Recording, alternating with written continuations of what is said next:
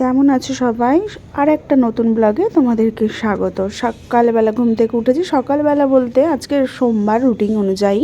তো সোমবার সকালবেলা যথারীতি আমার কোনো কাজ থাকে না, তো একটু দেরি করেই ঘুম থেকে উঠি। তবে দেরি এখন আর হয় না, আগে ঘুমোতাম 9টা পর্যন্ত, কিন্তু এখন হয় না বাচ্চাদের স্কুলের জন্য।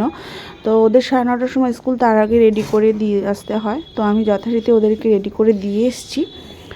এসে অন্য দিন থেকে আজকে মনে হলো একটা কিছু অন্যরকম খাই সকালবেলা। তো তো আজকে সকালবেলা নিজেই কচুরি আর তরকারি বানিয়েছিলাম, তো সেটাই খাচ্ছিলাম। আর এখানে এই টবটাকে দেখাচ্ছিলাম, এই টবটার মধ্যে না আমি একটা কিসের দানা পুঁতেছি আমার ঠিক মনে নেই। তো ছোট্ট একটা গাছ বেরিয়েছে, মানে কী গাছ সেটাও আমি বুঝতে পারছিলাম না। সেটাইকে তোমাদের সাথে শেয়ার করছিলাম যে ওই গাছটা আমি কোনো না কোনো ফলের খেয়ে যদি বেটার মনে করি সেটাকে মাটিতে পুঁতি, কিন্তু গাছও বেরোয়, কিন্তু পরে না মনে থাকে না যে কী গাছ কী গাছ। তো যাই হোক, সকালের রুটিনটা আমার এভাবেই শুরু হলো। বেসিক্যালি সোমবার দিনটা আর সারা সপ্তাহে যেহেতু ছুটি পাই না, সোমবার দিনটা অনেক কিছু করার চেষ্টা করি, কিন্তু হয়ে ওঠে না। একদিনে সব কিছু তো করা সম্ভব হয় না।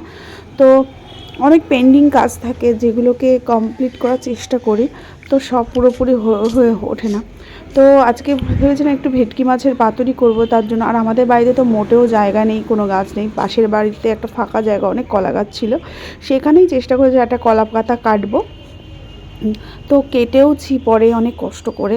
তো এটাকে আবার মানে আমি অন্য একজনের সাহায্য নিয়ে কলা পাতাটাকে মানে কেটেছি, এবারে এটাকে একটুখানি পিস পিস করব। তো যাতে যদি পিস পিস করে রেখে দিয়েছি।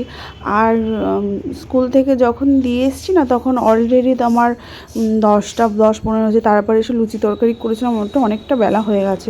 তো এর মধ্যে কিছু কাজ আমি করে নিয়েছিলাম, কিছু কাজ আমি করে নিয়েছি। তারপরে ভাবলাম কি মেয়েকে আবার স্কুল থেকে আনতে যাব, তার আগে মাছটাকে ম্যারিনেট করে রাখি।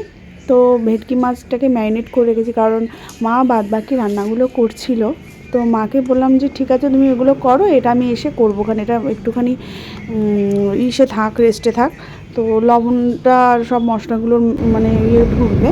তো যথারীতি ম্যারিনেট করে আমি আবার মেয়েকে স্কুলে আনতে যাচ্ছি। তখন অলরেডি 1:45 বাজে, 12:59 ছুটি, মানে 12:55 ছুটি।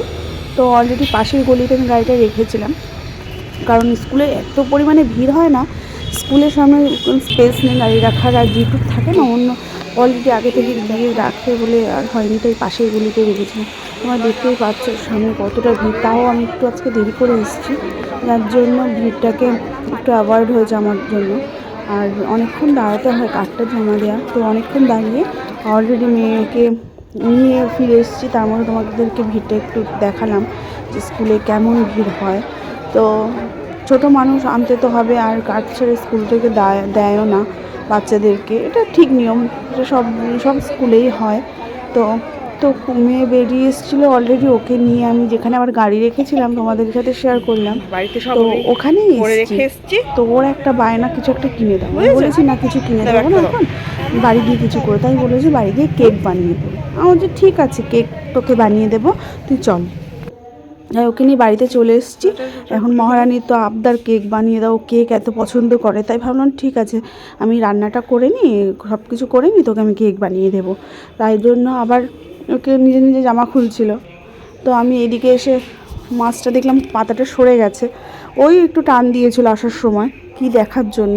তো অলরেডি আমার মাছটা মোড়া হয়ে গেছিলো, হয়ে গিয়ে পাশে রেখে দিয়েছি রেস্টে। যখন খাবো তখন মানে আর সবাই খেতে বলবে তখন করে দেবো গরম, নাহলে ঠান্ডা হয়ে গেলে না ভালো লাগে না। তাই আবার মাছটাকে ওটা রেখে দিয়ে আবার ভাবলাম ও কেকের আবদার করলো, চলো বানিয়ে দিই। তাই আমি আবার কেকটা বানিয়ে দিচ্ছিলাম। বাটিটাকে অ্যাভয়েড করো, কারণ ভেবেছিলাম যে শেয়ার করবো না, তারপর আবার ভাবলাম না থাক, সব যখন শেয়ার করছি এটাও শেয়ার করি। তো বাটিটাকে কেউ অ্যাভয়েড করো।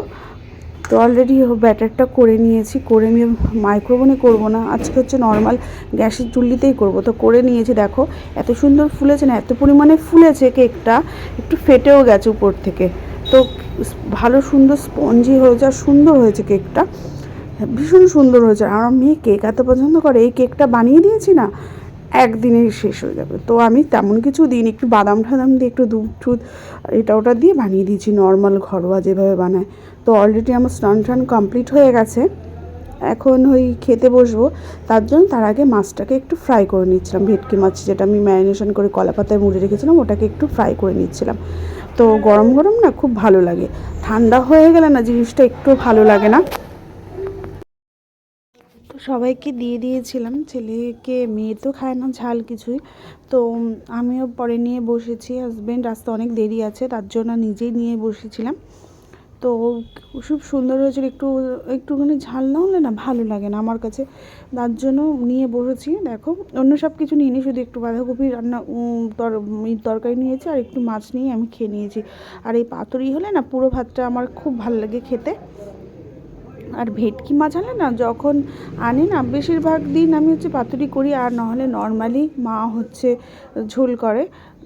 তো আমার ঝোলের থেকে না পাতুরিটাই বেশি ভালো লাগে। তো খুব সুন্দর হয়েছিল। আর সর্ষের তেলটার একটা ঝাঁঝ, আর সর্ষেটা পোস্ত দিয়ে করেছি, তার একটা ঝাঁঝ ফ্লেভার ছিল, সুন্দর লাগছিলো, ভালো সুন্দর হয়েছিল। আমি তো আবার একটা আলাদা রেখে দিয়েছি রাত্রির জন্য, কাঁচা অবস্থায় রেখে দিয়েছি, ফ্রাই করিনি, রাত্রে খাওয়ার সময় ফ্রাই করে নেব। তো খুব সুন্দর হয়েছিল খাওয়াটা দুপুরবেলার। আমার হাজব্যান্ড আসেনি, আমি আজকে তাড়াতাড়ি খেয়ে নিয়েছি, তাড়াতাড়ি বলতে কি ওই 3টে তখন 10-15 বাজে, আর ওর আসতে আরও দেরি হয়েছিল তাই। তো খাওয়া দাওয়ার পরে একটু রেস্ট করে নিয়েছিলাম। তো এখন হচ্ছে গোডাউনে যাব বলে একটুখানি রেডি হয়ে নিয়েছি, মানে গোডাউনে আসবো। তাই এদিকে দেখো টিভিও চলছে, প্রায় 6টা বাজে। তো এখন গোডাউনের দিকে যাব, কারণ ওদিকে গাড়ি চলে আসবে। সোমবারটা সকালবেলা ছুটি, বিকেলবেলা থেকে আবার কাজ শুরু। তো দেখো অলরেডি দেখো আমার গাড়ি চলেও এসেছিলো, আর মাল খালি লোডিং হচ্ছিল। তো খালি লোডিং করার পরে আমি আবার ফিরে যাবো বাড়িতে। তখন এখন বাজে রাত্রি হচ্ছে প্রায় 9:30, বাড়ি ফিরে এসেছি। তো 9:30। তো কেমন লাগলো আমার সারাদিনের ব্লগটা, আর মেয়ের সাথে সারাদিনের সময়টা একটুখানি পাস করলাম। তো কেমন লাগলো ব্লগটা অবশ্যই শেয়ার করো, ভালো লাগলে লাইক কমেন্ট করো, আর ইন্সপায়ার করো যাতে আরও কিছু কিছু তোমাদের সাথে শেয়ার করতে পারি। আর ভালো থেকো সবাই, সুস্থ থেকো। আবার নতুন একটা ব্লগে তোমাদের সাথে অবশ্যই দেখা হবে। তো বাই, আজকের মতন, নেক্সট ব্লগে আবার দেখা হবে।